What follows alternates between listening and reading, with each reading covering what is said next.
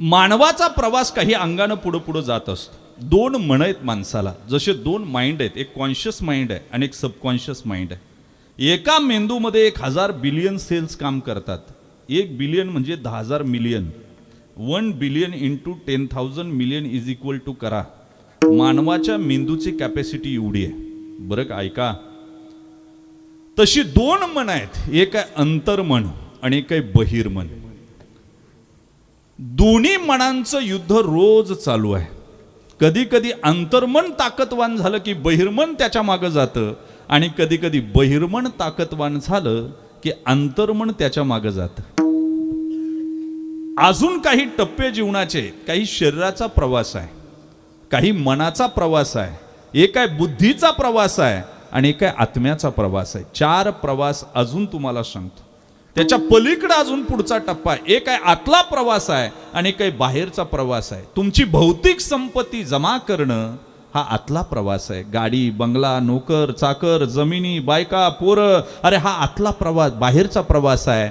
पण मन सशक्त करणं, ईश्वराचं आलंबन त्या मनाला देणं, बुद्धी ईश्वराच्या चरणावर लावणं आणि आयुष्य भगवंतासाठी समर्पित करणं हा आतला प्रवास आहे. आतला प्रवास. बायकांच्या गळ्यामध्ये डायमंड सेट आले, जेवायला डिनर सेट आले, झोपायला सोफा सेट आले, चहा प्यायला टी सेट आले, पण माणसांचा माइंड मात्र अपसेट आहे.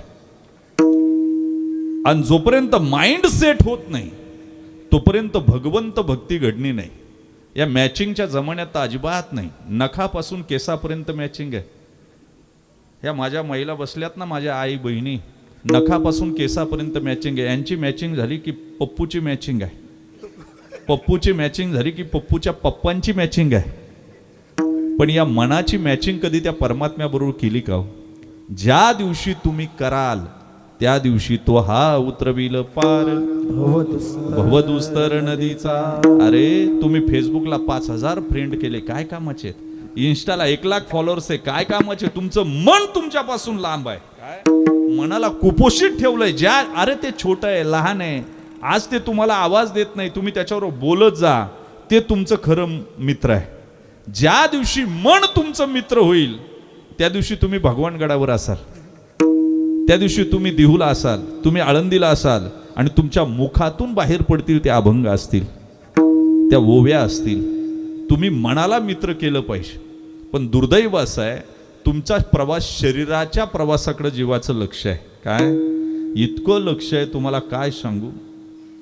शरीराचा प्रवास संपणार आहे, संपणार आहे.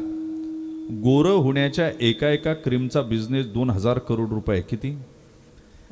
पण परमनंटली गोरं कुणालाही होता आलेलं नाही.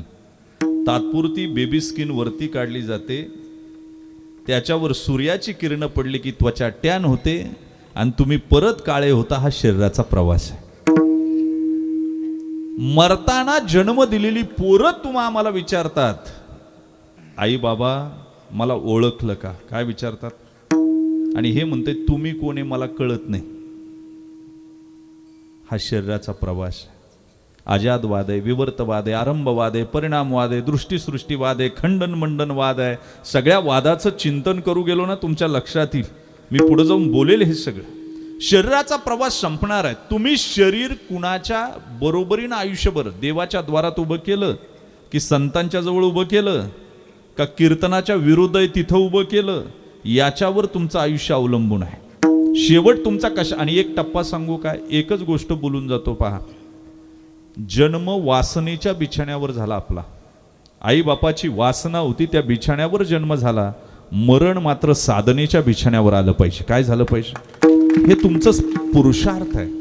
आयुष्य निघून चाललंय. रविवारी जन्माला आला, सोमवारी मोठा झाला, मंगळवारी लग्न झालं, बुधवारी पोरं झाली, गुरुवारी पोरांची लग्न केली, शुक्रवारी नातवांची तोंड पाहिली, शनिवारी आजारी पडला, रविवारी ॲम्ब्युलन्समध्ये घालून नेला,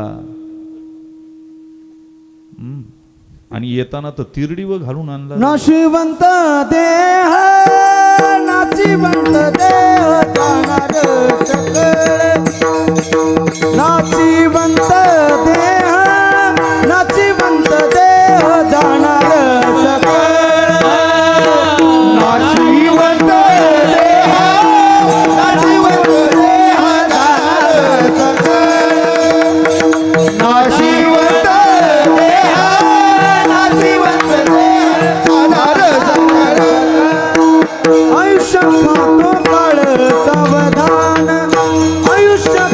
खातो काळ सावधान, आयुष्य खातो काळ सावधान, आयुष्य खातो काळ सावधान.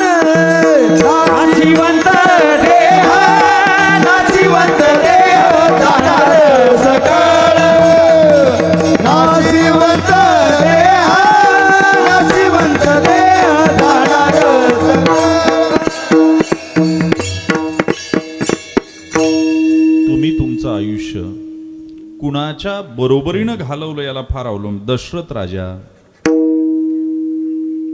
सूर्य कुळातला राजा आहे,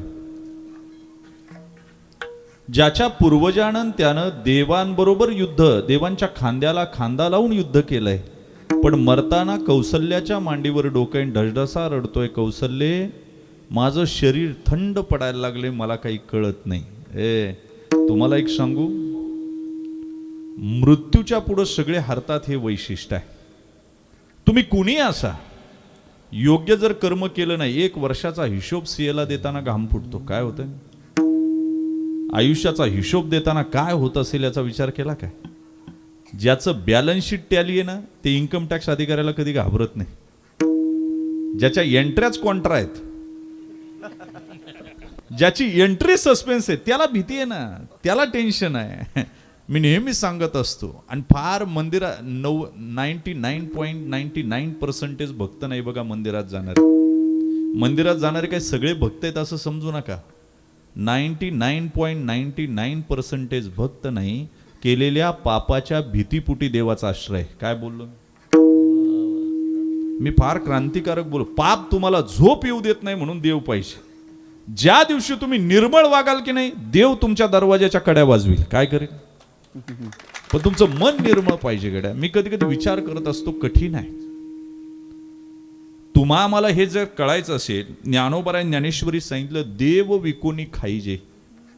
सध्या आता परिस्थिती अशी आली की देव विकून खातील अशी परिस्थिती आहे. मी काल बोललो, त्या दिवशी एक रील माझा व्हायरल झाला, अख्ख्या महाराष्ट्रातून फोन आले मला. मी असं म्हटलं होतं, तुम्ही बालाजीला जाता आणि केस देऊन येता. त्याच्यावर मला अनेकांचे फोन आले महाराष्ट्रातून. आणि तसाही मी घाबरत नाही, वकील आहे, फक्त तिकडे काम नाही म्हणून इकडे. त्यामुळे मी फार, स्वभाव माझा असाच आहे. गेले 25 वर्ष कीर्तन करतो याच अवस्थेत. मला सांगा, तुमची केस एवढी पवित्र आहे का हो बालाजीनं घ्यावीत?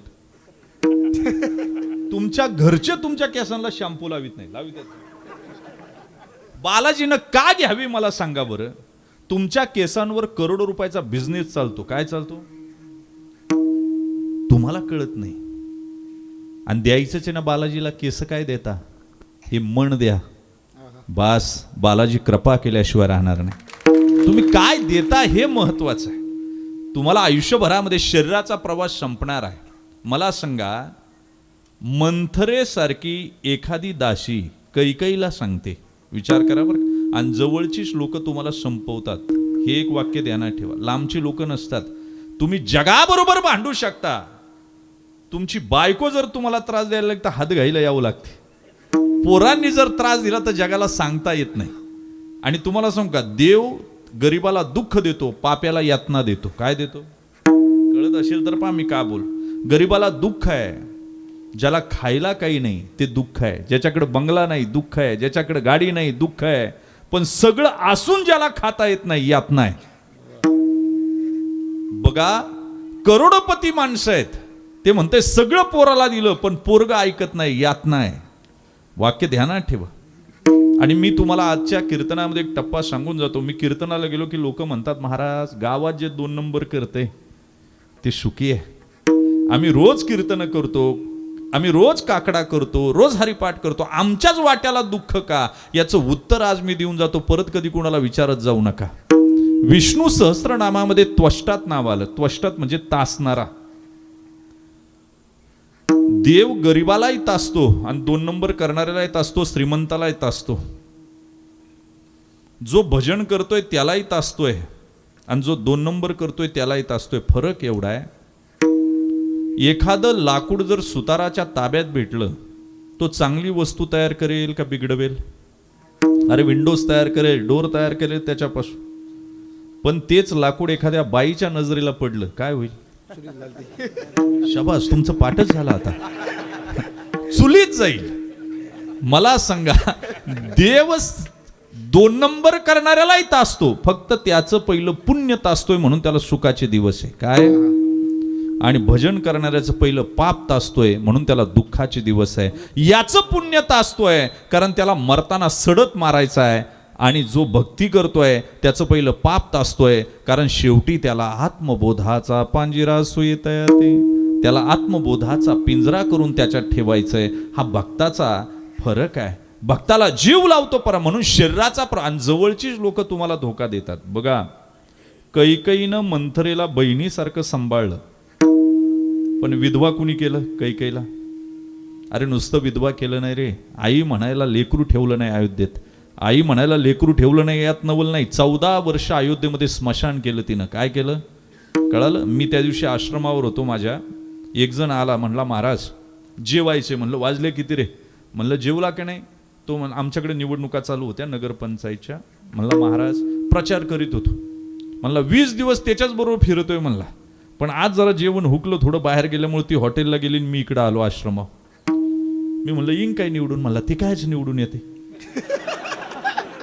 आणि 20 दिवस त्याच्याबरोबर फिरलंय.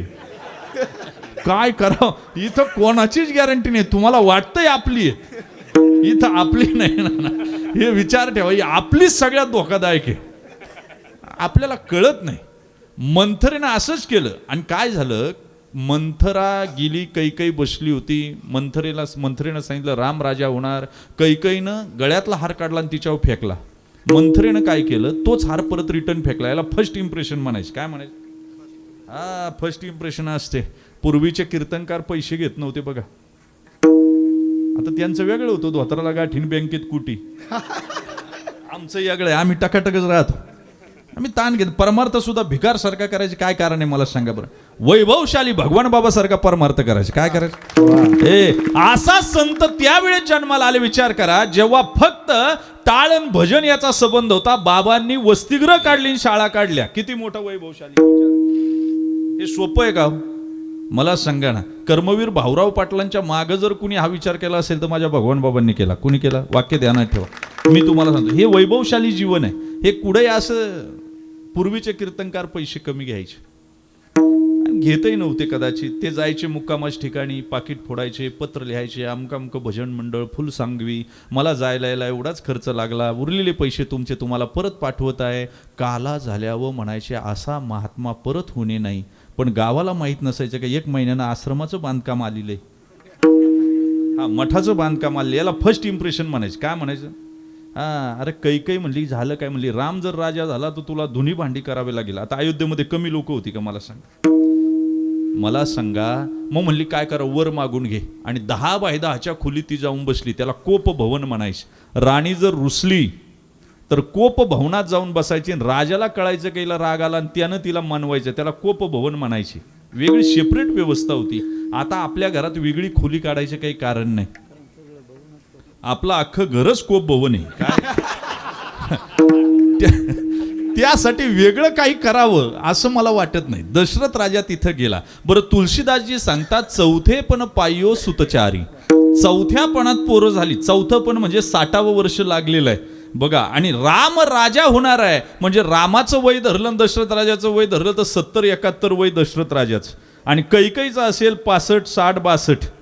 तिथं दशरथ राजा गेला आणि तिला काय म्हणतो बघा. रामायणातले शब्द आहे. कोकिलकंठी, गजगामिनी, पिकवचनी, मृगनयनी, हे शब्द आहेत बरं का. आता मला सांगा, नातवंड आल्यावर जर म्हातारीला म्हणत असेल पिकवचनी, कोकिलकंठी, गजगामिनी, मृगनयनी, समजावं शरीर चुकीच्या दारात उभं आहे बुवा. विठ्ठला विठ्ठला.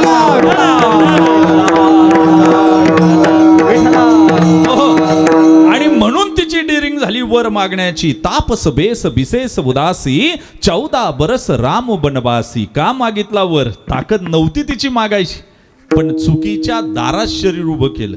चुकीच्या दारात काय उपयोग आहे मला सांगा? अवघड आहे. त्या दिवशी इकडं लाकडी घाण्याच्या तेलावर मी उभा होतो. बदाम तेल घ्यायचं होतं. 50 रुपये दिले. म्हणलं द्या बदाम तेल. त्यानं बदाम तेल देतपर्यंत एक जण आला, म्हणला माझ्या डोक्याला केस येत नाही, तेल द्या. त्यानं 2-3 तेल बाटलीत भरली आणि त्याला दिली. मी म्हणलं कायला घेतली रे? म्हणलं डोक्याला केस येत नाही. मला हसायला आलं. ज्यानं तेल दिलं त्याच्या डोक्यावर एकही केस नव्हता. अरे म्हणलं मूर्खा, पाशील का नाही कोणाच्या दारात उभा आहे तू? आपण कुणाच्या दारात आहे आणि तुम्हाला लय नाद आहे ना दुसरं. कुणाचे पायसाठीच जाऊ नका. सकाळी एकाचे पाय साठायचे, दुपारी एकाचे, संध्याकाळी. या जगामध्ये एक ॲटम कुणी निर्माण करू शकत नाही, डिस्ट्रॉय करू शकत नाही. वाक्य ध्यानात ठेवा. पंतप्रधान मोदी साहेब जरी असले ना, खाणार काय? गहू ज्वारी बाजरी. त्याच्या पलीकडे काय हात घालता येईल? त्याच्या पलीकडे काहीच, फक्त प्रोटोकॉल आहे. ते सोन्याच्या ताटात जेवतील, गरीब हातावर भाकर घेऊन खाईल, पण भूक एकच आहे. तुम्हाला सांगू, श्रीमंत 99,000च्या गादीवर झोपेल आणि गरीब पोत्यावर झोपेल, पण झोप. श्रीमंत मेला अख्खं राज्य येईल मैतीला आणि गरीब मेला तर बेवारच जाळून जातील, पण स्मशानात जायची वाट एकच आहे. लय ब्रँडेड करून सुद्धा जगायचं नाही. जे मिळेल त्यात समाधान, आनंदी राहत जा. I am the God property, no can will touch me. मी देवाची प्रॉपर्टी आहे म्हणून जगत जा. लय ब्रँडेड करून जग ना. घड्याळ ब्रँडेड, चप्पल ब्रँडेड, कपडे ब्रँडेड, गाडी ब्रँडेड. मांजरपाटमध्ये ब्रँडेड येत नाही. मांजरपाटमध्ये ब्रँडेड येत नाही. हे वाक्य ध्यानात ठेवा तुम्ही. मी काय बोललो. त्यामुळे जास्त ताण घ्यायचं नाही. हे आनंदी जीवन जगायचं. आणि एवढं नाही कळालं तरी 5 वर्षांनी निवडणूक आल्यावर ना, रस्त्यावर खड्डे खणणारं सुद्धा त्याच मशनीचं बटन दाबीते. आणि पंतप्रधान साहेब जरी असले तरी त्यात एवढी इक्वॅलिटी आहे बघा. देवानं तुम्हाला आणून ठेवले, तुम्ही उगाच दुसऱ्याला मोठं म्हणता, हे दुर्दैव आहे. कुणाच्या दारात शरीर उभं करीत नका जाऊ. काही गरज नाही आपल्याला. कुणाच्या दारात शरीर, याचे पाय चाट, त्याला सकाळी म्हणायचं तुमच्यामुळं तालुका आहे, दुपारी म्हणायचं तुम्ही गॉड फादर आहे, संध्याकाळी म्हणायचं तुम्हीच पप्पा आहे. कशासाठी हे सगळं? आणि तुम्हाला लय नाद आहे ना दुसऱ्याच्या दारात उभं राहायचा. एकतर संतांच्या दारात उभं राहा, नाही तर देवाच्या दारात उभं राहा. बास, दोघांच्याच दारात. ज्ञानोबराय म्हणतात श्री गुरुचे द्वारा पैसे. सद्गुरूच्या द्वारात उभे राहा. आणि हरिपाठात म्हणतात तेने मुक्तीच्या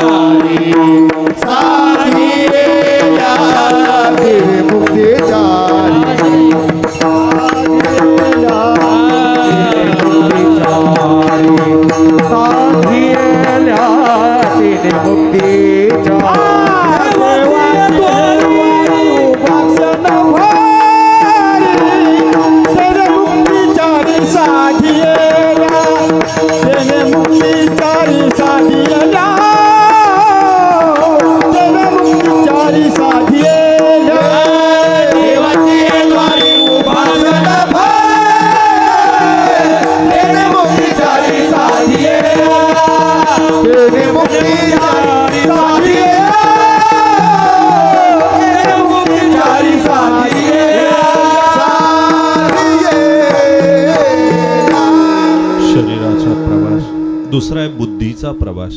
बुद्धी सगळ्यांना दिली देवानं. बुद्धीचं आलंबन काय हे फार महत्वाचं बरं का.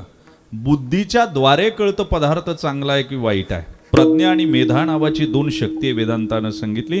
प्रज्ञा जाणीव करून देते, मेधा कार्य करायला भाग पाडते. बरं का, ऐका बरं. बुद्धी अशी आहे, चांगली असेल तर ठीक. बुद्धीचे वैभव एका केशवराजे सकळ सिद्धी, एका केशवराजे सकळ सिद्धी, एका केशवराजे सकळ सिद्धी, एका केशवराजे सकळ सिद्धी. बुद्धीचे वैभव अन्य नाही तुझे, बुद्धीचे वैभव अन्य नाही तुझे. एका केशवराजे सकळ सिद्धी, एका केशवराजे सकळ सिद्धी. बुद्धी वैभव अन्य नाही तुझे, बुद्धीचे वैभव एका केशवराजे सकळ सिद्धी, एका केशवराजे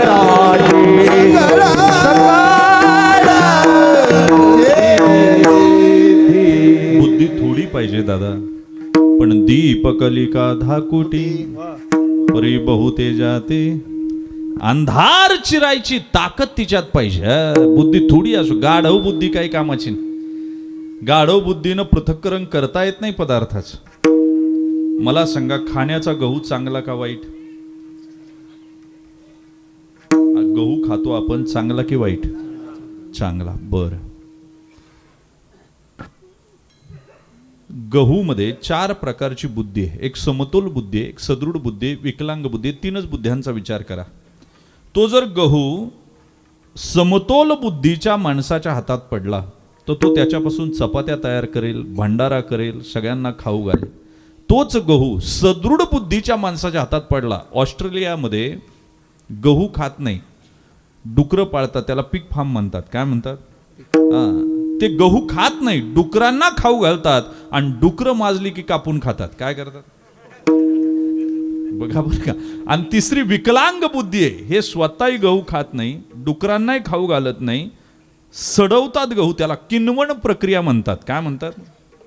आणि त्याच्यापासून सरळ सरळ मद्य निर्मिती करतात, दारू निर्मिती करतात, स्टेट बँकेला करोडो रुपयाचा चुना लावतात,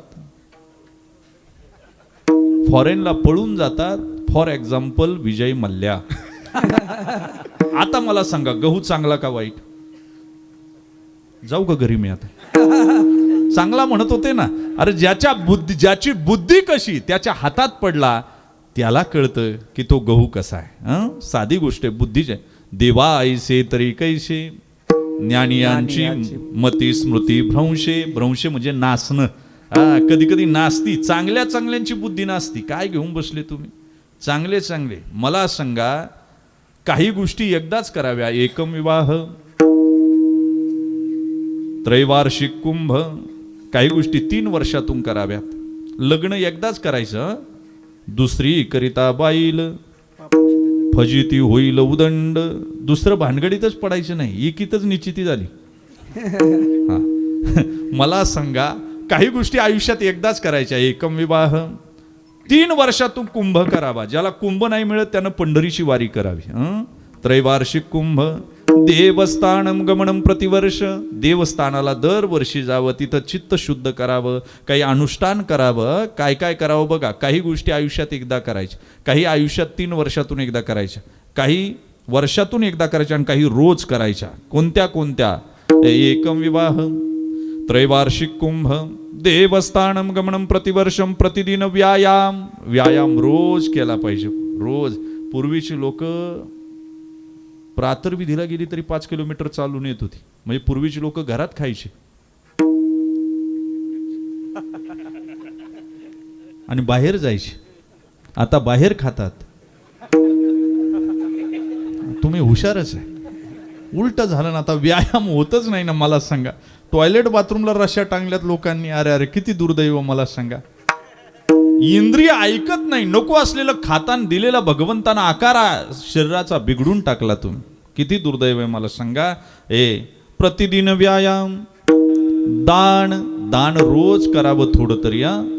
दासबोधातली ओवी, ज्या दिवशी पुण्य नाही, व्यर्थ गेला दिवस पाही, तया यमा करुणा नाही, करावे पुण्य तात्काळ पुण्य करावं. काय करावं? प्रतिदिन व्यायाम, दान, ज्ञान. रोज अपडेट राहावं, चांगलं वाचावं, चांगलं ग्रास्पिंग करावं, चांगल्या वक्त्यांची कीर्तन, प्रवचन, व्याख्यानं ऐकावी. ज्ञान, संगष्ठणम, चांगल्याची संगत करावी. कुर्वेंतु कल्याण इच्छुका. ज्याला कल्याण करायचे त्यानं एवढं सगळं करावं. ज्याला भिवंडी करायची त्यानं नाही केलं तरी चालतंय. आपलं काही म्हणणं नाही. मी कुठं होतो मला एवढंच सांगायचं होतं. पहा, एकानं उतार वयात लग्न केलं, वय वर्ष 55-57, आणि लग्न कुणाबरोबर केलं तर बंगल्यामध्ये जी धुनी भांडी करायला बाई येते तिच्याबरोबर लग्न केलं. आता का केलं? ज्ञानियाची मती स्मृती भ्रंशे नासली ना. मला सांगा, पुण्याच्या पलीकडं 100 एकर जमीन आहे. मी ज्यांच्याकडे 15 वर्ष जातो, 20 कोटीचा बंगला आहे, नीटला टॉपर आलेली पोरगी आहे. बापानं ॲडमिशन घेतलं, पुण्यातच मिळालं जवळपास, ड्रायव्हर ठेवला, गाडी ठेवली. 3 वर्ष कारनं गेली आली, वसतिगृहात ठेवायला नको म्हणून. आणि 3ऱ्या वर्षी तिनं ड्रायव्हर बरोबर लग्न केलं. अजून पुढं ऐका, घरी गेली ड्रायव्हरच्या, त्यावेळी कळालं त्याला 2 मुलं आहेत. आणि पुढचा टप्पा ऐका, तिनं आत्महत्या केली. काय केली? देवा ऐसे तरी कैसे, ज्ञानियाची मती स्मृती भ्रंशे. बुद्धी, गाढव बुद्धी जर असेल तर अवघड आहे. पंचतंत्र नावाचा एक ग्रंथ आहे. हा काय राजकीय ग्रंथ आहे, हा काय धार्मिक ग्रंथ नाही. याच्यात गाढव बुद्धीची उदाहरणं आली बघा. पहिलं उदाहरण असं आलं, म्हणले सिंह म्हातारा झाला बरं का, आणि त्याच्याकडे कोल्हा गेला. म्हणला राजेसाहेब तुमचं राजे पण काल पण आज पण उद्या पण, म्हणला तुम्ही आमच्या घरावर कृपादृष्टी ठेवलेली आहे, तुम्हाला शिकार करता येत नाही, मी जाऊन घेऊन येतो शिकार, फक्त आयती शिकार तुम्ही करा. आणि कोल्हा गेला गाढवाकडं. गाढवाला म्हणला साहेब, बरं गाढवाला साहेब म्हणल्यावर बरं वाटत असतं जरा. तुम्ही का हसला मला माहित नाही, मी आपलं सांग. आणि गाढवही त्या वर्षी लग्नाच्याच तयारीत होतं, ते गाढवीन शोधित होतं, काय करतो. आणि कोल्हा म्हणला माझ्याकडे एक स्थळ आहे, पण आपल्याला तिथं जायला लागेल. गाढव म्हणला शुभस्य शीघ्रम, आमोशा असली तरी जाऊ, काही अडचण नाही. आणि कोल्हा गाढवाला घेऊन आला सिंहाच्या गुहेत. सिंह तयारीतच होता, झडप मारली, पण म्हातारा झाल्यामुळं ताकद तेवढी राहिली नव्हती. गाढव हातातलं निसटलं, फक्त नख्या लागल्या त्याला. आणि गाढव मुक्कामाच्या ठिकाणी गेलं. मरताना शहाणं झालं, आणि मरताना शहाणं होतं त्याचंच नाव गाढव आहे. गाढव कधीच अगोदर शहाणं होत नाही, मरतानाच होतं. मला सांगा, ते निघून गेलं. आणि कोल्हा म्हणला साहेब आणलेली शिकार करता आली नाही, आता मी जातून परत घेऊन येतो, आता तरी नीट करा. सिंह म्हणला येईल का परत. कोल्हा म्हणला ते काम माझं आहे, यालाच कोल्हा म्हणायचं. आणि असे बरेच कोल्हे आपल्या आजूबाजूला असतात, फक्त आपली गाढव बुद्धी आहे, त्यामुळे आपल्याला ओळखू येत नाही. तुम्हाला मी एक सांगू का, गाढवाकडे गेला कोल्हा, म्हणला चला ना, मुहूर्त निघून चालला, ती मुलगी वाट पाहते ना, मारता काय म्हणला, मला मुलगी दाखवायला नेतो म्हणले, धावा घालता माझा सिंहाच्या गुहेत घेऊन गेला.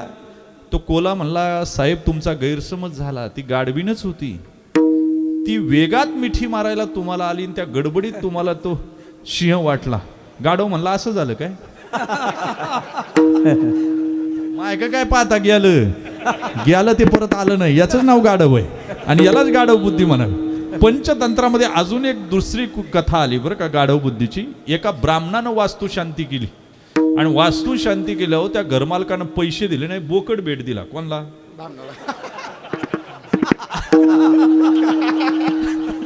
आता ब्राह्मणाचा आणि बोकडाचा काय संबंध मला सांग, काय संबंध.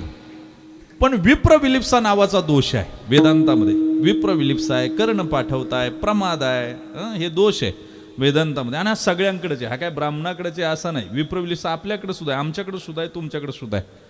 विप्रविलिप्सा दोषाबद्दल बोलताना वेदांतामध्ये प्रसिद्ध उदाहरण आलं. पूर्वीचा काळ आहे, पोरं चौकात खेळतायत, कुत्र्याला दगड मारताय, कुत्रं क्याव करतंय, कुत्रं मेलं. मेल्याबरोबर म्हणले पाप घडलं, प्रायश्चित्त घेतलं पाहिजे, म्हणून ब्राह्मण काकाकडे गेले. काका कुत्रं मेलो, प्रायश्चित्त सांगा. काकानं पंचांग काढलं आणि विचारलं किती वाजता मेलं. म्हणले 12 वाजता मेलं. काका म्हणले महत्पाप घडलं, आता पूजा घालावी लागेल आणि सोन्याचं कुत्र दान करावं लागेल. आता 1972चा काळ, मला सांगा कोण करीलो दान. सगळेजण माना खाली घालून बसले. आणि काय पंचांग मिटता मिटता काकाला दुर्बुद्धी सुचली. काका म्हणले पोरानो, शेवटचा दगड कुणी मारला होता. त्यातलं एक पोरग थोडंसं वाढीव होतं, ते म्हणलं काका तुमच्याच पोरानं मारला. आता ज्यांनी माना खाली घालून बसल्या ते सावध झाले. म्हणले काका आमचं पोरग होतं, तुमचंही होतं, तुमच्याच पोरानं शेवटचा दगड मारला. आता असं करा, पूजेचा खर्च आम्ही करतो, सोन्याचं कुत्र तेवढं तुम्ही दान करा. काका म्हणले मला पंचांग परत पाहावं लागेल. पंचांग काढलं, काका हसायला लागले. काका म्हणले कुत्र मेलं त्यावेळी पुण्य काळ होता,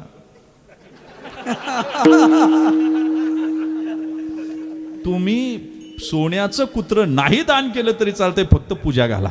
काय म्हणलं, याला विप्रविलिप्सा दोष म्हणा.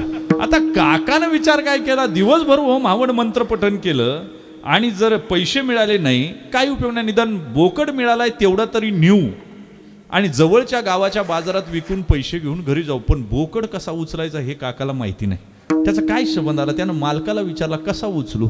मालक म्हणला इकडून 2 पाय धरा, इकडून 2 पाय धरा, खालून डोकं घाला. आणि घालायला लावतात डोकं. विद्वान सुद्धा डोकी घालतात. ब्राह्मण काकानं बोकड उचलला आणि रस्त्यानं निघाले. ते पाहिलं 4 चोरांनी. म्हणले बोकड लुटायचा, पण बोकड आहे ब्राह्मणाच्या खांद्यावर. उद्या जर मारहाणीत मृत्यू झाला तर ब्रह्महत्या लागेल. शब्दानं बोकड लुटायचा. शब्दामध्ये व्यंजना शक्ती आहे. आणि शब्दामध्ये शब्दशक्ती फार तीव्र आहे. एका शब्दानं तुमचं गावात भांडणं लागतात, एका शब्दानं नवरा बायको डिवोर्सपर्यंत येतात, एका शब्दानं महाभारत घडतं, एका शब्दानं भाऊ भावाबरोबर आयुष्यभर बोलत नाही. शब्दात किती ताकद आहे तुम्हाला अंदाज नाही. आणि शब्दाची ताकद जर पाहिजे असेल ना, मार्केटिंगवाल्यांना जाऊन भेटा, जे वस्तू विकतात की नाही त्यांना जाऊन भेटा. टकल्या माणसाला सुद्धा कंगवा इकिते आणि इकत घेतल्यावर याला कळतंय मला केस नाही तरी मी घेतला. या शब्दांची शक्ती आहे. ते 4-5 चोरांनी पाहिलं, म्हणले बोकड लुटायचं, पण शब्दानं बोकड लुटायचं. थोड्या अंतरावर 4 जण उभे राहिले. पहिला म्हटला, काका कुत्र्याचा बाजार कुठं होता हो? इतकं सुंदर कुत्र माझ्या आयुष्यात मी पाहिलं नाही. तो म्हणला, गाढवा हे कुत्र नाही, बोकड आहे होय बाजूला. दुसरं भेटलं, म्हणला, काका किती पैसे जाऊ द्या पण असं कुत्र आपल्याला विकत घ्यायचं. काका म्हणला, एक कुत्र नाही, बोकड आहे. तिसरा भेटला, म्हणला, काका आयुष्य गेलं पण असं सुंदर कुत्र मी कुठंच पाहिलं नाही, मलाही घ्यायचे. एखाद्या दिवशी कुठं भेटलं तर मला सांगा, पैसे किती जाऊ द्या मी तयार ठेवले. काका म्हणला, हे कुत्र नाही, बोकड आहे. आणि चौथा तर पाया पडला, आणि पाया पडला का माणसं खलास करतात बरं का, वाक्य ध्यानात. हां, आणि ज्याला लय पाया पडून घ्यायचा ना दे ना, त्याचं लय अवघड आहे. कुणी जर पाया नाही पडलं ना, त्याच्या तळपायाची आग मस्तकाला जाते, घे का नाही पाया पडला आपल्या. आणि परत मनातही भीती होती, आपल्या काही भानगडी याला कळाल्या का काय. हा पुढचा टप्पा आहे, तो नंतरच्या कीर्तनात बघू आपण. पण हाय असं काय करत, ते पाया पडलं म्हणला, काका लाज वाटते काय, लोक तुमच्याकडे पंचांग पाहायला येतात आणि तुम्ही बोकड कुत्र खांद्यावर घेऊन हिंडता. काका बाजूला झाले, म्हणले सगळेच कुत्र म्हणतात आणि मी एकटाच बोकड म्हणतोय.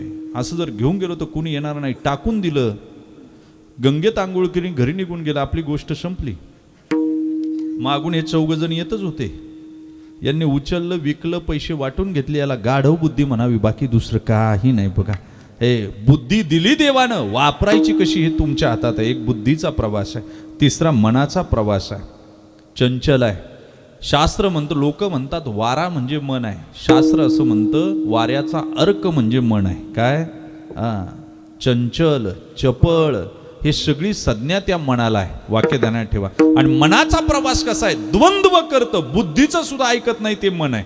मी पुण्याहून येताना आज सकाळी मी पाहिलं, 2 सुंदर स्त्रिया मासे विकत घेत होत्या बरं का. आता तुम्ही म्हणा, तुम्ही का पाहिलं, दिसतं डोळ्याला.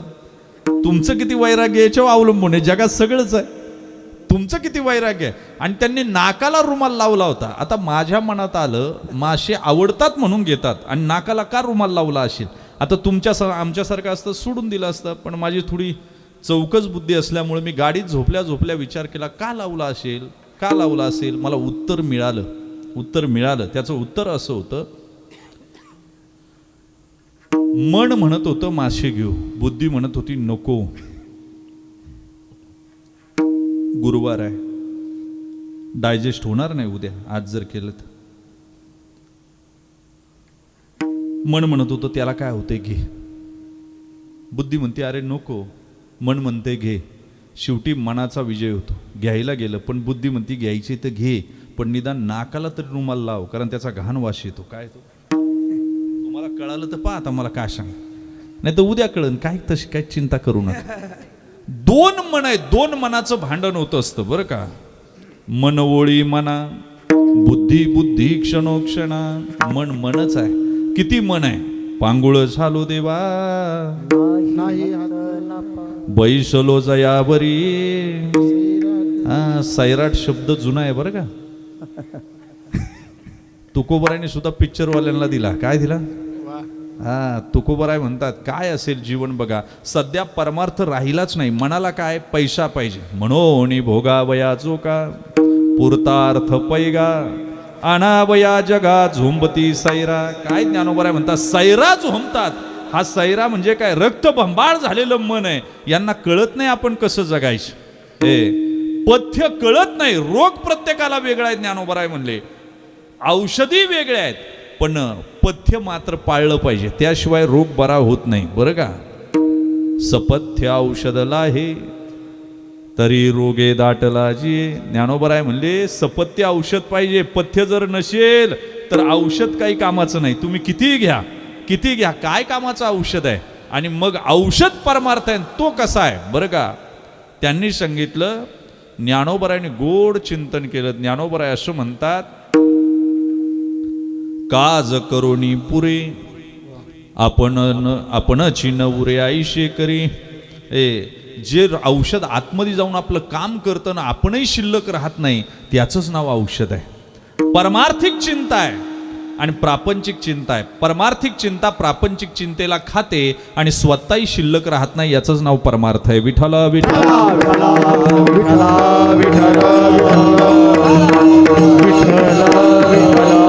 म्हणून ज्ञानोबरायांनी सांगितलं, तैसे रस औषध खरे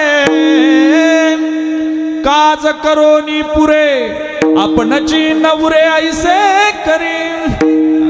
ज्ञानोबराय म्हणतात, शिल्लक राहत नाही. जावई बऱ्याच दिवसानं आला आणि सासूबाईनं बासुंदीत तूप टाकून दिलं, इतकं खाऊ घातलं, पोट तटलं आणि मग त्या वैद्याकडे नेलं. बरं, पहिले वैद्य बरे होते, नाडी तपासून सांगायची याला काय आजार झाला. आताच्या डॉक्टरकडे गेलं का ते नाकात बॅटरी घालते, कानात घालते, आपल्यालाच विचारते काय होते तुम्हाला. बरं, डॉक्टर चांगले असले तर बरं, चांगल्या टॉपरने शिकावे. आता आमच्याही सरांचा मुलगा डॉक्टर आहे किंवा चाटे सर असू द्या, इथंही कुणी असलं तर माफ करा, चांगल्या मार्कानं पास झाले त्यांना दंडवतच आहे आमचे. पण नीटला 150 मार्क आणि त्यांना रशियाला पाठवायचं आणि डॉक्टर करून आणायचं, काय कामाचं आहे मला सांग. बाप 4 वेळा 10वीत बसलाय, आई 3 वेळा 12वीत बसली आणि पोराला रशियाला पाठवून डॉक्टर करून आणायचे. किती दुर्दैव आहे मला सांग, किती दुर्दैव. मी तर कधी कधी विचार करत असतो, तुम्हाला एकच प्रश्न विचारतो, चांगल्या मार्कानं पास होणारे डॉक्टर असावे का कमी मार्कावाले असावे? जरा जोरात बोला की. चुकीचं आहे तुमचं. कमीत कमी टक्क्यावाले जास्तीत जास्त डॉक्टर पाहिजे, म्हणजे लोकसंख्या लवकर कमी होईल. काय होईल? काल तर एक पेशंटला ऑपरेशनला घेतलं डॉक्टरनं, हार अगोदरच आणून ठेवला होता. ते पेशंट घाबरलं, म्हणला डॉक्टर साहेब हार कशाला? ते म्हणले माझ्या आयुष्यातलं पहिलंच ऑपरेशन, यशस्वी झालं तर मला, नाही झालं तर तुला पण म्हणला वाया जाऊ द्यायचं नाही. विठ्ठला विठ्ठला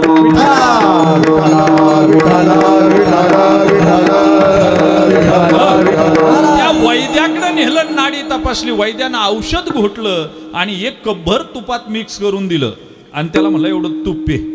ते रोगी बघायला लागलं, म्हणलं तुझ्या बापानं केलं काय?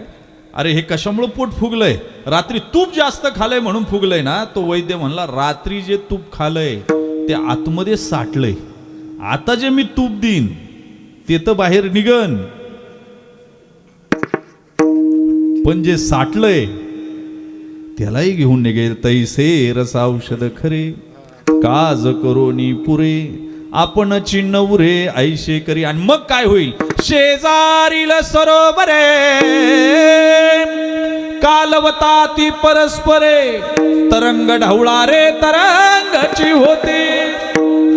ज्ञानोबराय म्हणले 2 सरोवर असावी, या सरोवरातलं पाणी या सरोवरात जावं, या सरोवरातलं पाणी या सरोवरात जावं आणि आता त्या पाण्यावर तरंग निर्माण व्हावेत. आता ओळखायचं कोणत्या पाण्यावरचे तरंग आहे. जसं ओळखता येत नाही तसं मनानं जो ईश्वरमय झाला तो जीव जीवच राहत नाही, तो परब्रह्म होऊन ठेवतो. विठ्ठला विठ्ठला.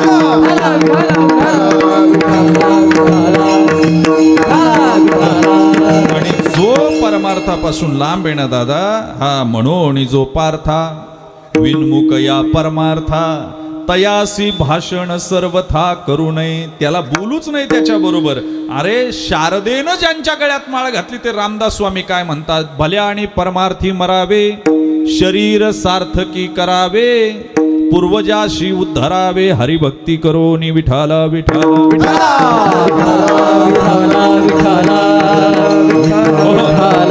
दुसरा जो आहे तो आहे आत्म्याचा प्रवास, पाविजे उत्तम निजस्थान. पण आज पाहायचा आहे आपल्याला मनाचा प्रवास. या मनाच्या प्रवासामध्ये द्वंद्व आहे. एक भिकारी भीक मागतोय, सकाळपासून संध्याकाळपर्यंत काही मिळालं नाही दादा, चेहरा अगदी रडवेला झाला. समोरून एक शेठजी आले, कोट घातलेले शेठजी, काहीतरी द्या ना, भूक लागली हो. शेठजीनं खिशात हात घातले, मुठभर फुटाणे दिले.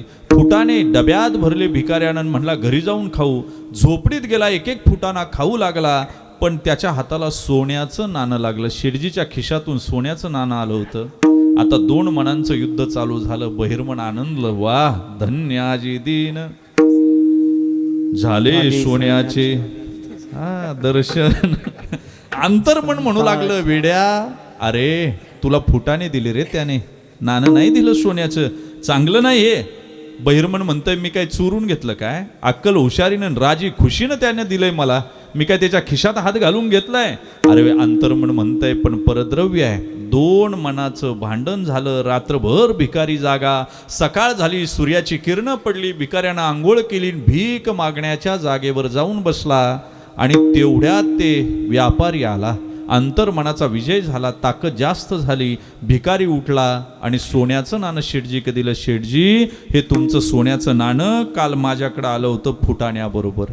शेठजी म्हणले, का रे, माझ्यापेक्षा सोन्याच्या नाण्याची गरज तुला जास्त आहे, मग तू का ठेवून घेतलं नाही? त्यावेळी त्या भिकाऱ्यानं सांगितलं, शेठजी, ज्या नाण्यानं रात्रभर झोप येऊ दिली नाही ते घरात ठेवून घेण्यात काय अर्थ आहे?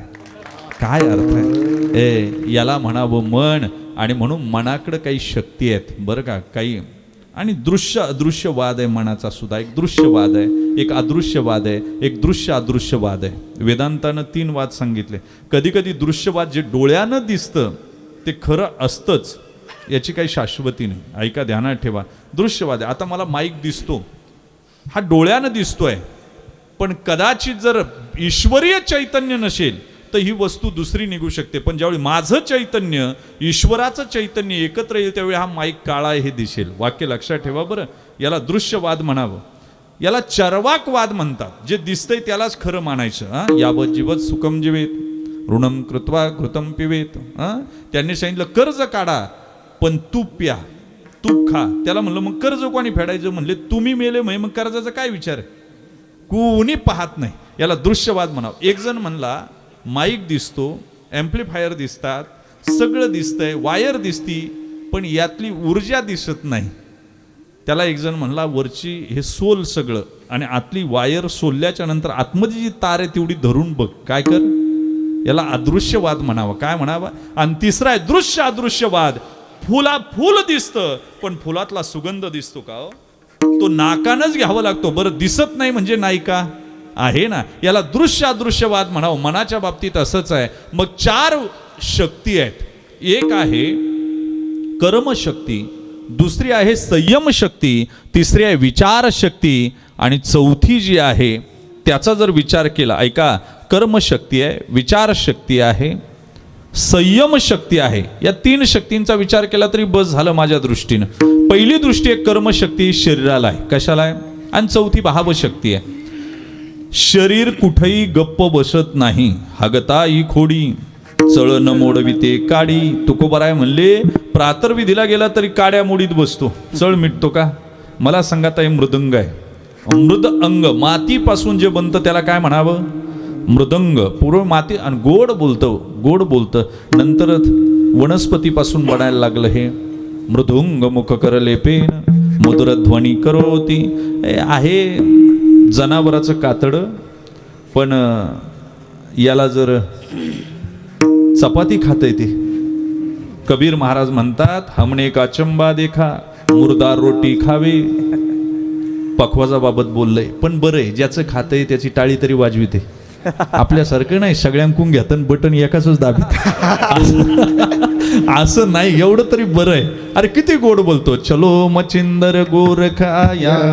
बोललं ना ते, मला सांगा बोललं की नाही?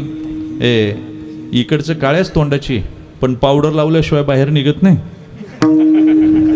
पखवाज वाजवणारा लावीन का नाही मला माहिती नाही, पण तिच्यासाठी डबी तिच्यासाठी म्हणजे शाईपूडसाठी. तुम्ही लगेच त्यांच्याकडे पाहू नका. तुम्हाला एक सांगतो, इतकं गोड बोलतं की नाही ते, आहे की नाही मला सांग. पण हे गोड बोलण्यासाठी मृदंग शास्त्राचा नियम आहे, शाईपूड ज्या स्वरात लावलं त्याच्या खर्जामध्ये धुमपूड लागायला पाहिजे. ऐका, आणि त्यासाठी कणिक लावावी लागते. मग मृदंग वाजवणारे आमचे महाराज काय करतात? स्वर बदलला की कणिक खरडून काढतात, बरोबर की नाही? आता गर्दी इतकी असते तुमच्यासारख्या लोकांची, घोडीच्या शेजारी लोक बसलेली असतात. ते काय करतात? घोडीच्या शेजारी बसला, कानानं कीर्तन ऐकतो आणि खरडलेली कणिक जमा करतो आणि त्याच्यापासून बैल तयार करतो. कुठं? कीर्तनामध्ये. याला कर्मशक्ती म्हणावी. काय म्हणावी? शक्ती गप्प बसू देत नाही, ही शरीराला आहे. ऐका, दुसरी विचार शक्ती आहे, ही बुद्धीला आहे. संयम शक्ती मनाला आहे. कशाला आहे? ऐका बरं, मनाला संयम शक्ती आहे. ज्या वेळेस रावणानं सीता पळून नेली आणि पळून नेत असताना सीतेने एक एक दागिना टाकत गेले. टाकीत गेल्यानंतर चित्रकूट पर्वतावर उरलेले दागिने टाकलेले आहेत आणि राम लक्ष्मण शोधत चाललेले आहेत. त्यावेळेस वरती सुग्रीव बसलेले ते हनुमंताला सांगतात, जा, वालीनं काही लोक पाठवली का राक्षस ब्राह्मणाचा वेश घेऊन, म्हणून हनुमंतराय खाली येतात. ओळख पडते. हनुमंतराय दोन्ही खांद्यावर दोघांना बसवतात. हवा में उडता चला रे मेरा राम दुलारा. वरती गेल्यावर अग्नीच्या साक्षीनं सुग्रीवाची मैत्री करून देतात रामाबरोबर आणि रामाला विचारतात, का तुम्ही फिरता? तर त्यांनी सांगितलं, मी माझ्या स्त्रीला शोधण्यासाठी फिरतोय, राक्षस घेऊन गेला. बरोबर आहे. आम्ही या चित्रकूट पर्वतावर बसलं असताना एक गाठोडं खाली सोडलं आणि जांबवंताकडे पाहिलं. जांबवंतानं ते गाठोडं आणलं आणि एक एक दागिना पाहायला सुरुवात केली. पहिला दागिना गळ्यातला होता. त्यावेळी विचारलं, लक्ष्मण ओळखतो? म्हणले, नाही दादा, मी कधी पाहिलं नाही. हातातली कंगणं? नाही पाहिली दादा. कानातली कुंडलं? नाही पाहिली दादा. आणि सगळ्यात शेवटी पायातलं पैंजण काढलं आणि पायातलं पैंजण पाहिल्याबरोबर लक्ष्मणानं कपाळाला लावलं, ढसढसा रडायला लागला. आणि मग विचारलं, का रडतो लक्ष्मणा? माझ्या जानकी मातेचं आहे. अरे, गळ्यातलं सुद्धा माझ्या जानकीचंच, कानातली कुंडलं सुद्धा जानकीची. त्यावेळी लक्ष्मण रडता रडता म्हणू लागला, नहाम जानामि केयुरे, नहाम जानामि कुंडले, अहम जानामि नुपुरे, पादम नित्यम वंदयामी. 14 वर्ष फक्त पायाचीच पूजा केली, त्यामुळं मला पायातलंच ओळखते, वरती पाहिलं नाही. याला संयम शक्ती म्हणावी. काय म्हणावी? याला संयम शक्ती म्हणावी. ही मनाची आहे. आणि चौथी आहे भावशक्ती, ही हृदयाची आहे. ऐका बरं, भावशक्तीमध्ये वेदांतानं पुन्हा भावोदय सांगितला, भावशाबल्य सांगितलं आणि भावसंधी सांगितली. विठ्ठला विठ्ठला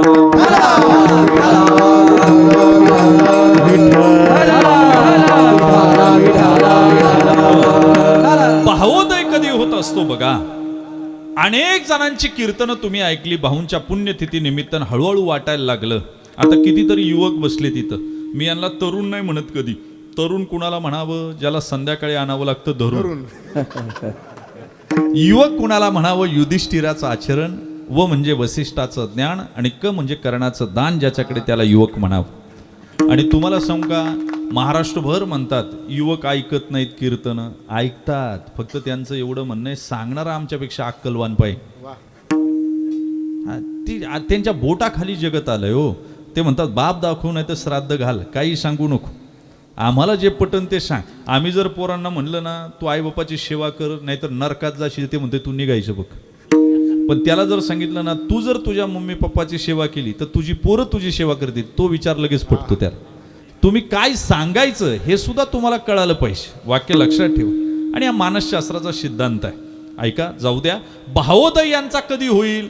ज्यावेळी तुम्ही, आता यालाही वेदांताच्या परत प्रक्रिया आहे. सांगितलेला पूर्वरती अवस्था आहे, मिलन आहे आणि विरह आहे. विठ्ठला विठ्ठला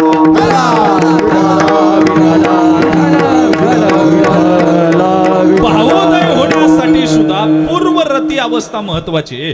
पूर्वीच्या काळी मुलगी पाहायला गेलं बरं का, तर ज्याचं लग्न करायचे त्याला नेत नव्हते. हे पूर्वीच्या काळी बरं का. आता काय नाही, पाहायला गेलं तरी मोबाईल देऊन येते. आता काय राहिलं मला सांगा. पूर्वीच्या काळी घरातला जाणता पुरुष जायचा आणि मुलगी पाहून यायचा. आणि संध्याकाळी आल्यावर घरात चर्चा व्हायची. कुठं? रसोड्यामध्ये. रसोडा म्हणजे जिथं खाण्याची किचन बन, आता ज्याला किचन म्हणतात. जिथं किचकिच होते त्याला काय म्हणतात? किचन. तिथं चर्चा व्हायची. आणि मग तो जाणता पुरुष सांगायचा, आज जी मुलगी पाहिली ना, थोरल्या बाईसारखी गोरी पाहणे. काय सांगायचं? आणि ज्याला लग्न करायचे त्याला एंट्री नाही, ते खिडकीतून ऐकायचं. मग तो म्हणायचा, आज जी मुलगी पाहिली ना, थोरल्या सुनबाईसारखं कपाळ आहे. मग हे जुळवायला सुरुवात करायचं. कपाळ असं, उंची एवढी. मग म्हणायचं, आज जी मुलगी पाहिली ना, धाकल्या सुनबाईसारखी तब्येती नाही. मग ते तब्येत. आणि मग जुळलं त्याचं गणित. याला पूर्वरती अवस्था म्हणावं. वामन भाऊंना तुम्ही आम्ही पाहिलं नाही, पण अनेक कीर्तनकार सांगत आले, त्यामुळे वामन भाऊंबद्दल आम्हाला पूर्वरती अवस्था तयार झाली.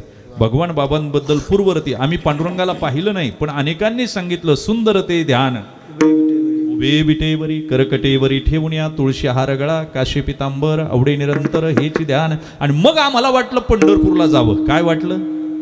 पंढरपूरला गेला की झालं मिलन. काय झालं? जसं यानं त्या मुलीचं आकार माइंडमध्ये सेट केला, लग्नाच्या दिवशी झालं ते मिलन. बरं का? तसं पंढरपूरला भक्त गेला की देवाचं आणि त्याचं झालं मिलन. पण जी वस्तू मिळते ती कधीतरी जाणारी असते. वाक्य ध्यानात ठेवा. संयोगातच वियोग दडलेला आहे. शास्त्र सांगतं तुम्हाला जे जे मिळालंय ते हातातून निष्ठून जाणार आहे.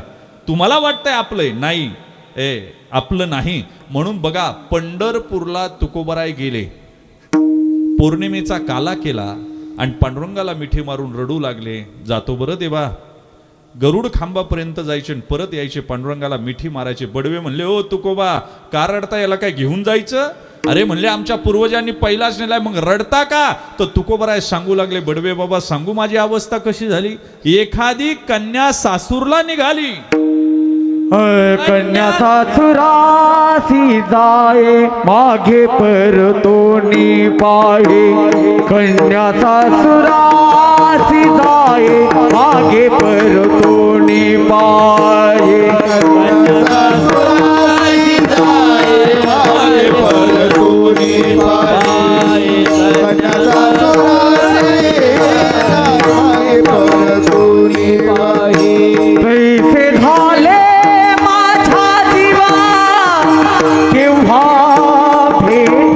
केशवा, कैसे झाले माझ्या जीवा, केव्हा भेटती केशवा. कैसे झाले माझ्या जीवा, केव्हा भेटती केशवा. कैसे झाले माझ्या जीवा, केव्हा भेटती केशवा.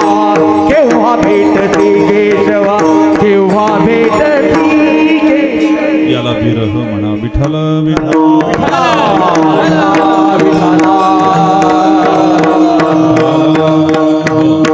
याला विरह म्हणावं. आणि विरहानंतर पहा, पहिलं होतं ते पूर्वरती अवस्था, नंतर होतं ते मिलन, आणि मिलनानंतर विरह, आणि विरहानंतर पुन्हा भावोदय होतो. बरं का? काल नवरा बायको दोघं मला भेटले.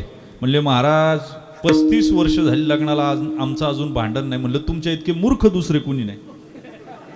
ज्यांचं भांडणच नाही तिथं प्रेमच नाही. काय सगळं खोटं खोटं. तुम्हाला मी सांगू का, ज्यांचं भांडण होतं तिथं प्रेम आणखी वाढायला सुरुवात होते. वाक्य लक्षात ठेव.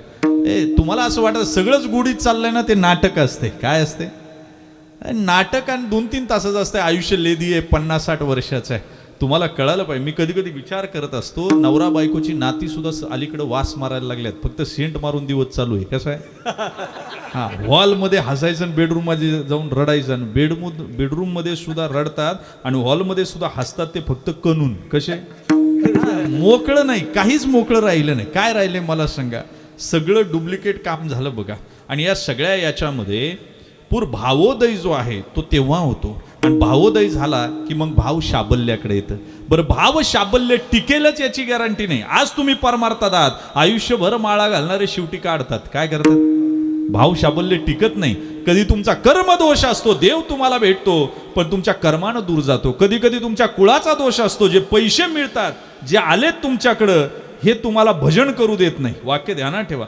कधी कधी अरे तुम्ही ज्या भूमीत राहता त्या भूमीत साधना होत नाही, त्या भूमीचाही दोष असतो. भाव शाबल्य टिकेलच याची शाश्वती नाही. आणि मग भाव शाबल्य जर तुटलं का ते जातं भावसंधीकडं. कुठं जातं? आणि भावसंधी म्हणजे भांडण आहे. 2 विचार एकत्र येणाऱ्याला भावसंधी म्हणावं. कधी कधी वाटतं देव आहे आणि कधी कधी वाटतं देव नाही. याला भावसंधी म्हणावी. बरं का? राम गणेश गडकरी, सगळ्या तरुण पोरांना, आमच्या युवक पोरांना माहिती आहे, जे एज्युकेटेड आहे, ज्यांच्या कादंबऱ्या, आयुष्यभर त्यानं सांगितलं देव नाही, आयुष्यभर सांगितलं. पण त्यांना धर्मशास्त्राचा नियम माहिती होता. चालायला गेलं, मंदिर लागलं की पाया पडायचे. आणि धर्मशास्त्राचा अजून एक नियम सांगतो, तुम्ही मंदिरात असाल तर फक्त स्थान देवतेच्याच पाया पडावं, मनुष्याच्या कुणाच्याच पाया पडू नये. महाराज असले तरी पडू नये. कळालं तर पहा मी का बोललो. कीर्तनकार असले तरी पडू नये.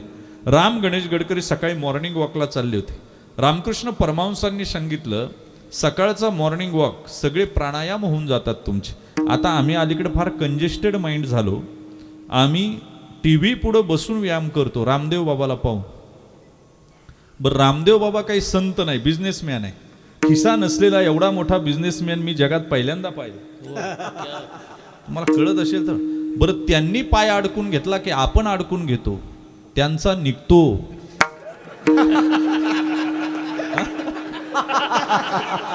आपला निघत नाही हो. आपण बायकोला म्हणतो अगं पाय अडकला, ती मग ती दुसरा अडकून घ्या. मला पोरांचा टिफिन करायचा आहे, मला घाई आहे, तुमच्या कुठं पायाचं पाहू? मला सांगा, खूप कठीण काम झालंय आमचं, सगळं असंच झालंय, अवघड काम आहे. मला सांगा, ते राम गणेश गडकरी सकाळी व्यायामाला निघाले, मॉर्निंग वॉकला, आणि मंदिर पाहिलं त्यांनी, दर्शन घेतलं, त्यांच्या मित्रानं खांद्यावर हात टाकला, काय गडकरी देव नाही म्हणता आणि दर्शन घेता? गडकरी म्हणले, असला तर परत प्रॉब्लेम नको. याला भावसंधी म्हणावी. काय म्हणावी? भावसंधी. तुम्हाला सांगू, भावसंधीत गेलं की मन कल्पना करायला सुरुवात करतं. काय करतं? कल्पना. चित्तते चिंतन, कल्पनेची धाव. कल्पनेची धाव आहे आणि मनानं कल्पना केली. गुरुवर्य शिंपी महाराज सांगायचे, बरं का, आलो मी अभंगावर. गुरुवर्य शिंपी महाराज सांगायचे, ग्राम्य भागातला दृष्टांत आहे पण पचवा. काय आपण काय फार सुशिक्षित आहे असं काही नाही. पोळा होतो, तुमच्याकडे होतो काय? पोळा होतो. पोळ्याला बैल आणली जातात, बरोबर की नाही? आणि त्याला रंगवायला काय असते? आमच्याकडे घेरू म्हणतात त्याला, तुमच्याकडे काय म्हणतात? हिंगोळ. हा, काही ठिकाणी हिंगोळ, घेरू, काऊ, हा बदल आहेत. जिकडे इकडं शब्दशैलीत बदल आहे. मी खालच्या पट्ट्यात गेलो होतो इकडं विदर्भामध्ये, एकानं बायकोची ओळख करून देताना मला म्हणला, हा आमचा बारदाना आहे. काय? मी दिवसभर एकटाच हसत होतो गाडीत. ड्रायव्हर माझ्याकडे पाहत होता, झालं काय यांना? ते म्हणलं आमचा बारदाना आहे. म्हणलं बारदाना तर बारदाना, आपल्याला काय करायचं? मला सांगा, शब्दामध्ये बदल असतात की नाही मला सांग. आता काम असं असतंय पोळ्याला महाराज, घरातल्या पित्यानं बैल आणायचे असतात आणि रंगवायचं काम, हिंगोळ भिजून रंगवायचं काम लहान लेकराकडे असते. एका बापानं बैल आणली आणि त्या पोराकडे हिंगोळ भिजवायला दिला, म्हणला ही बैल रंगवू द्या. आता पोराने हिंगोळ भिजत घातला, तो संडासला जाण्याच्या बादलीमध्ये, कशामध्ये? आणि हिंगोळा सडनली भिजवला आणि लगेच दिला असं होत नाही, रात्रभर भिजत ठेवावं लागतं. त्या पोरानं रात्री भिजत ठेवला आणि कोणाऱ्यात बादली ठेवली. आता सकाळी त्याचा पिता लवकर उठला, कारण तो पिता होता. तुम्ही का हसलात मला? बरं, पिता असल्यामुळे लवकर उठला आणि झुंजू मुंजू झालं होतं. झुंजू मुंजू म्हणजे काय? जास्त प्रकाशही नाही आणि जास्त अंधारही नाही. त्याला वाटलं कुणीतरी बादली भरून ठेवली, त्यानं बादली उचलली गेलं. विधी होतपर्यंत बरं होतं, पण सूर्य वरती आला तोपर्यंत, आणि विधी झाला, त्यानं मागं पाहिलं, म्हणला एवढं रक्त गेलं का? चक्कर येऊन पडलं. कुणीतरी गेलं होतं तिकडं, त्यानं दवाखान्यात नेलं, ऍडमिट केलं, आणि घरी येऊन सांगितलं. त्याची बायको रडायला लागली, अहो असं कसं केलं? आता आम्ही कुणाच्या तोंडाकडे पाहायचं? म्हणजे तुम्ही जाणारच होता, पण आता आमचं कसं होईल? हा मोठा प्रश्न. त्या आवाजानं ते लेकरू उठलं आणि त्यानं आईचा पदर ओढला. ये आई, माझी इथली बादली कुठं आहे? आई म्हणली, मुर्द्या, तुझा बाप मरणाच्या दारात आहे, तुला बादलीचं काय करायचंय? आणि परत रडायला सुरुवात केली तिनं. त्यानं परत 5 मिनिटांनं पदर हलवला. या आई, माझी इथं हिंगोळ भिजत घातलेली बादली कुठं आहे? आणि मग आईच्या ध्यानात आलं काय गडबड झाली. ती दवाखान्यात गेली, त्याला हालून जागा केलं. उठा ओ, तुम्हाला काही झालं नाही, पप्यानं हिंगोळ भिजत घातला होता आणि ती बादली घेऊन गेलात तुम्ही. मग यानं डोळे उघडले, असं झालं काय? सलाईनं काढली, चालत घरी आलं. हे कशाला झालं? हा, कल्पनेत झालं म्हणून तुकोबराय म्हणतात,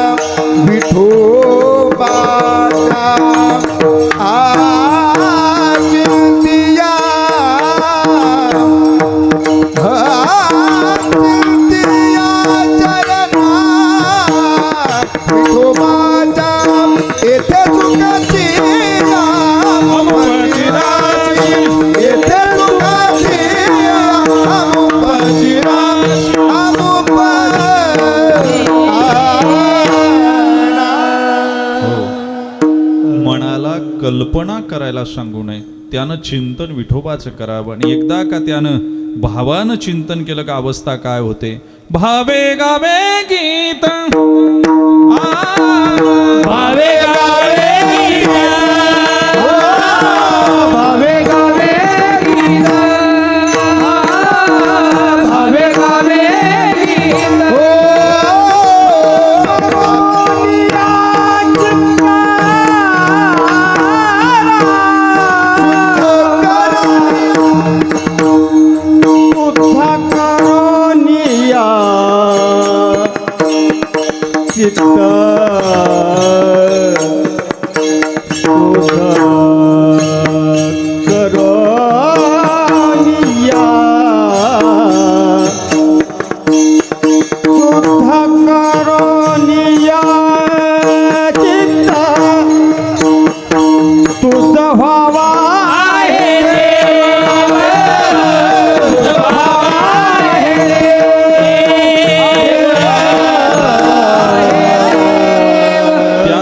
साधना सांगितली बरं का. तुकोबरायाने सांगितलं कर जोडून विनवित तुम्हारे तुम्ही वासुदेव वासुदेव म्हणा. तुम्ही वासुदेव वासुदेव म्हणा. गुंतू विषय कामारे तुम्ही वासुदेव वासुदेव म्हणा.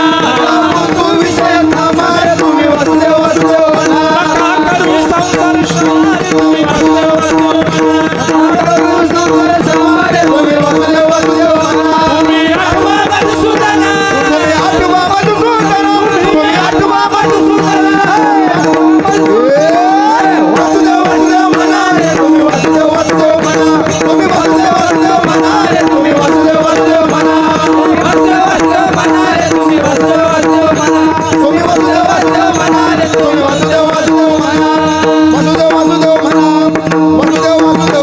तुम्ही काहीच करू नका. गात जागा गात जागा, गात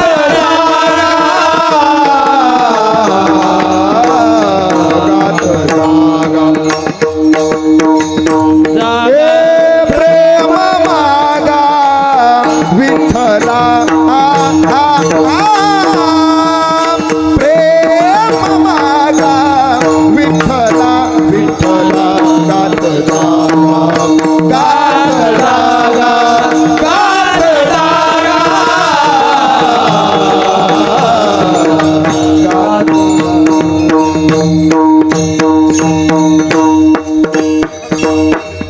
विठाल विठाल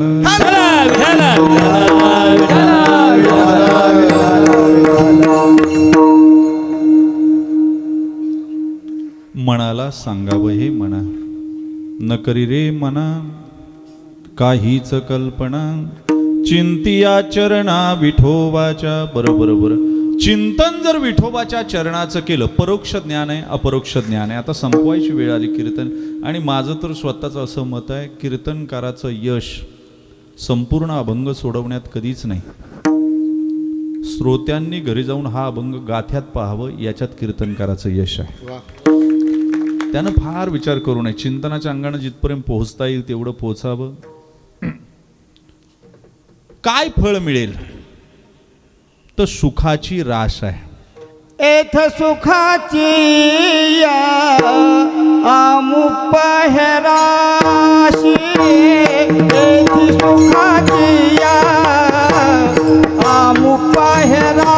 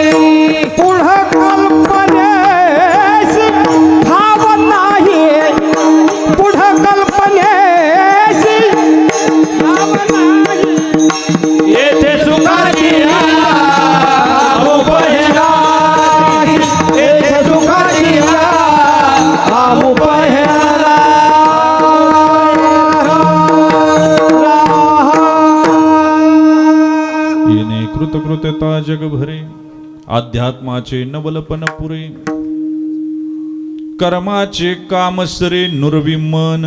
ही अवस्था होणं म्हणजे काय? येथे सुखाची आमुपचाराशी. कधी कधी पाहणाऱ्याचा परिणाम पाहणाऱ्या वस्तूवर होत असतो आणि कधी वस्तूचा परिणाम पाहणाऱ्यावर होत असतो. म्हणून पूर्वी लहान लेकराला दृष्ट व्हायची, पाहणाऱ्याचा परिणाम पाहणाऱ्या वस्तूवर. पण परमात्म्याकडे गेलं की बस आता कुठे धावे मन, तुमचे चरण देखलिया. ही अवस्था होणं म्हणजे काय? येथे सुखाची आमुपची राशी, पुढे कल्पनेशी ठाव नाही. तुम्हाला ज्याची मूर्ती बनवायची त्याची मूस तयार करावी लागते पहिली. जर चांदीची मूर्ती करायची असेल तर चांदीची मूस करायची, सोन्याची करायची असेल तर सोन्याची मूस, लोखंडाची असेल तर लोखंड. पण माझा परमात्मा कसा आहे? सुखाचे ओतिले साजिरे श्रीमुख, शोक मोह दुःख पाहतानाशे. ऐका, साजिरे या शब्दाचा अर्थ आहे सौंदर्य. आता दोन प्रकारचे सौंदर्य वेदांतानं सांगितले, एक भावमूलक सौंदर्य आहे आणि एक वस्तुनिष्ठ सौंदर्य आहे. भाव सौंदर्य वेगळं आणि वस्तुनिष्ठ सौंदर्य वेगळं. सौंदर्याची व्याख्या सुद्धा जागोजागी वेगळी आहे, बरं का, वेगळी आहे. तुम्ही जर फॉरेनमध्ये गेला, UK वगैरे, इकडं त्याला सौंदर्य कुणाला म्हणतात? ज्याची मान जिराफासारखी उंच आहे, तो मोस्ट ब्युटिफुल, बरं का. ही त्यांची सौंदर्य आहे. इकडं जापानकडे गेलं की त्यांचे पाय छोटे पाहिजे, दात ओठ मोठे पाहिजेत आणि नाक बसकं पाहिजे. नाक दिसलंच नाही पाहिजे, तिथं पाटी लावायची, येथे नाकाची जागा आहे. ते सौंदर्यवान. डोळे लहान पाहिजे. भारतामध्ये वेगळं आहे. नाक धारदार पाहिजे, डोळे पाणीदार पाहिजे, कानाच्या पाळ्या मोठ्या पाहिजे, दात ओठ छोटे पाहिजे. हे सौंदर्याचं भारतातलं लक्षण आहे. आणि वस्तुनिष्ठ सौंदर्य, भावमूलक सौंदर्य वेगळं आहे. ज्यावेळी रामायणामध्ये युद्ध झालं आणि युद्ध झाल्याबरोबर सगळी वानर सेना मरण पावलेली होती, त्यांना जिवंत करायचं काम चालू झालं.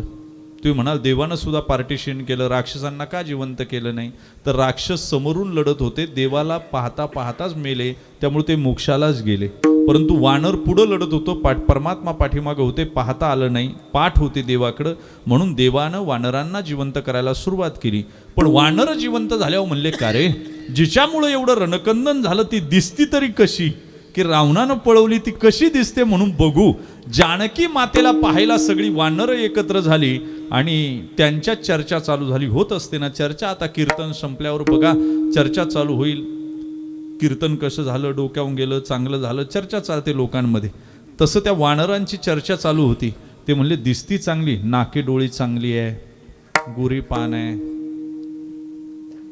उंचीला चांगली आहे, सगळं चांगले. मग म्हणले काय कमी आहे? म्हणले तिला शिपूट कुठं आहे? काय म्हणले? वानरांचं भाव सौंदर्य शेपटात आहे. कशात आहे?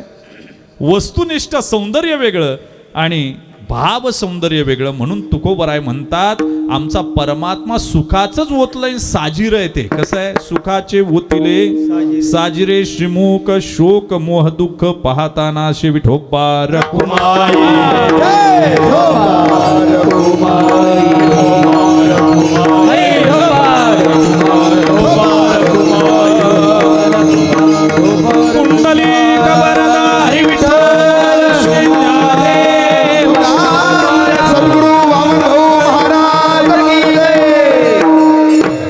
बसा बसा बसा आई बसा, अजून कीर्तन संपलं नाही. बसा बसा, बसली बसली बसली, बस बस बस आई बस. हे बघता येत आपल्याला. आणि अजून तुम्हाला एक सांगू, जोपर्यंत जय विठ्ठल होत नाही तोपर्यंत देव कीर्तनात असतो. वाक्य ध्यानात ठेवा. तुम्ही जर रस्त्याला गेला, देव कीर्तनात आहे, उद्या काही झालं तर परत जबाबदारी इकडं रमेश अण्णाजी यांची नाही, कारण देव इथं आहे. तुम्ही निघून गेलात, सूचना होतपर्यंत उठायचं नाही. बा एवढा मोठा सप्ताह आहे की नाही, हे यूट्यूबवर तुमच्या पुढे कॅमेरे लागले, 7 समुद्राच्या पलीकडे तुम्हाला पाहतात. संपवायचे तुमच्यापेक्षा मलाही घाई, मला जळगाव गाठायचे, त्यामुळं मलाही नाही, उद्या पुन्हा प्रवास आहे, या सगळ्या याच्यामध्ये मलाही वेळ नाही. थोडंसं थांबा, शेवटचं चरण तर ऐकून जा, बस 1 मिनिटात सोडवतो. आता विसावा होणं म्हणजे काय? तुकोबाराय म्हणले, एकदा का मनानं कल्पना सोडली, पांडुरंगाच्या चरणाचं चिंतन केलं की विसावा. विसावा म्हणजे काय? योग वासिष्ठ सांगतं, अंतकरणामध्ये विचार जिथं लुप्त पावतात त्याला विसावा म्हणा. काय म्हणा? मग योग वासिष्ठाला विचारावं लागतं, विचार म्हणजे काय? योग वासिष्ठ म्हणतो, भूतकाळाची आठवण, वर्तमान काळाचं स्मरण आणि भविष्याचं चिंतन याला विचार म्हणा. मग योग वासिष्ठाला म्हणावं लागतं, विचाराचं मूल्य काय? मग योग वासिष्ठ म्हणतं, विचाराचं मूल्य विचाराच्या विषयावर अवलंबून आहे. तुम्ही जर देवाचा विषय असेल तर अनमोल आहे, आणि संसाराचा विषय असेल तर कचरा आहे. विचाराचं मूल्य विचाराच्या विषयावर. आमच्याकडे एक जण आहे पहा, 10 वाजता उठतो आणि आमच्याकडे एकाकडे 50 म्हशी आहेत. त्या म्हशी घेऊन तो रानात निघालेला असतो, हा त्यावेळी दात घासत असतो. त्या 50 म्हशीमध्ये एक म्हैस अशी आहे, तिची शिंग अशी जोडलेली आहेत एकमेकाला. या विश्वा माझी घडे काही ना काही. दात घासता घासता ते विचार त्याच्या मनात आला, या शिंगातून मी पलीकडे जाईल काय? आता काय गरज होती का या विचाराची मला सांगा? पण विचारानं बाळसं धरलं, परिपक्व झाला, आणि त्यानं एक दिवस उठला आणि म्हशीच्या शिंगाचं मेजरमेंट घेतलं, आपलं स्वतःचं मेजरमेंट घेतलं, आणि त्याच्या ध्यानात आला आपली मुंबई कमी केली पाहिजे.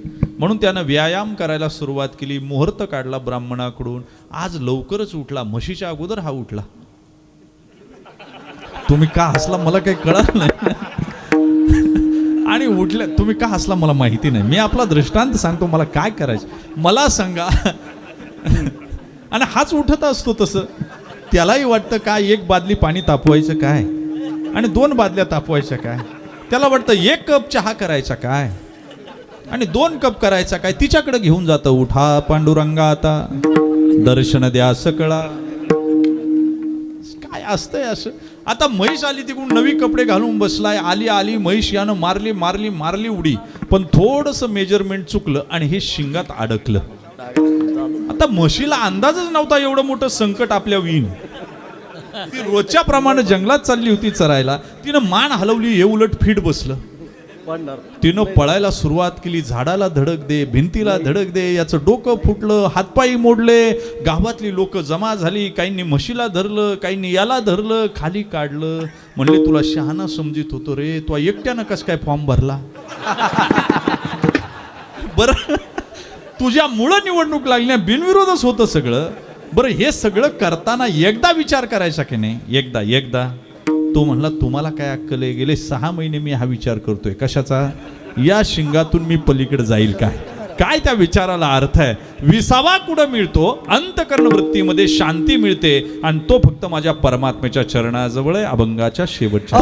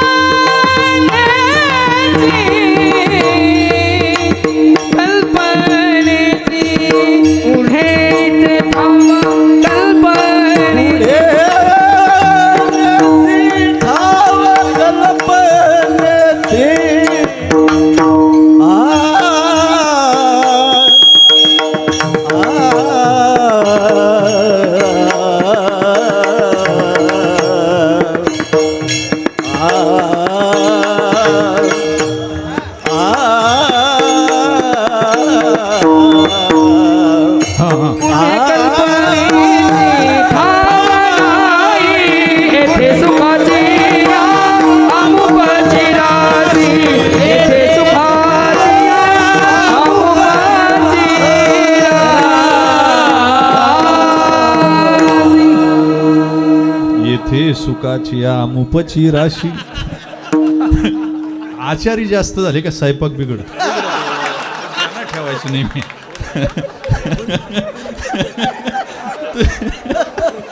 काय करता आता ऐका जाऊ बरं. एकाहून एक बळी रे, कुणीच ऐकायला कुणाला तयार नाही. असू द्या, काय करता. काही ठिकाणी एक भेटत नाही औषधात. आपलं वामन भाऊंचं भाग्य आहे का सगळे महाराष्ट्रातले दिग्गज इथं आहे. ऐका, एकच मिनिटाचा विचार मांडतो, शिबिला विराम. कल्पना बाजूला झाली की नितांत राहतं ते फक्त प्युअर ज्ञान आहे. लाईटीचा शोध ज्यांनी लावला थॉमस एडिसन, रात्रंदिवस लॅबोरेटरीमध्ये प्रयोग करत बसायचे. अनेक वेळा लॅबोरेटरी जळली त्याची, तरी त्यानं उभी केली. आणि तो सकाळी गेला तर 2-2 दिवस बाहेर निघत नव्हता. त्याची बायको जेवणाचं ताट आणून ठेवायची, झाकण ठेवायची, निघून जायची. याला वाटेल तेव्हा बाहेर यायचं आणि जेवायचं. आज तो आतमध्ये घुसला आणि एक शेजारच्या गावचा मनुष्य आला त्याला भेटायला. 8 वाजले, 10 वाजले, 12 वाजले, हा बाहेर नाही. 1 वाजले, 2 वाजले, 3 वाजले. बायको आली, ताट ठेवून गेली होती. जो भेटायला आला त्याला भूक लागली होती, ते उठलं आणि त्या ताटावर बसलं. त्यानं जीवन संपवलं ताटन, मोकळ्या ताटावर झाकण ठेवलं, बसून राहिलं. म्हणलं आता कधी काय येईना. संध्याकाळी 8-9 वाजता ते बाहेर आलं आणि ताटावर जाऊन बसलं. आता हे घाबरलं, आपण याचं जेवण जेवून बसलो, काय म्हणेल. त्यानं ताटावरचं झाकण उचकलं आणि डोक्याला हात लावला एडिसननं. म्हणला मी सुद्धा किती पागल आहे. दुपारी जेवून गेलो, परत आता जेवायला आलो. काय त्याला वेड म्हणतात बरं का. आणि एक दिवस ते घरी जेवायला गेलं, बायकोनं जेवण वाढलं. हे जेवण सारखं विचार करते. सोन्याची तार लावली, बल्ब पेटला नाही. चांदीची लावली, बल्ब पेटला नाही. लोखंडाची लावली, बल्ब पेटला नाही. टंगस्टनची लावली. ती बायको म्हणली ओ खाऊन घ्या आणि डोक्यातून त्या लाईटीची हवा काढा. आणि मग याच्या ध्यानात आलं बल्बमधून हवा काढायची. माय काय पाहता लागला ना बल. एकदा कल्पना बाजूला सरली का नितांत राहतं ते ज्ञान आहे. तसं एकदा मनाची कल्पना शिल्लक राहिली की सुखाचीच राशी आहे. म्हणून तुका म्हणे इथे होईल विसावा, तुटतील धावा पुढलिया. येथे सुखाची आमुपची राशी, पुढे कल्पनेशी ठाव नाही. ज्ञानेश्वर माऊली ज्ञानराव माऊली. ज्ञानेश्वर माऊली ज्ञानराजा माऊली.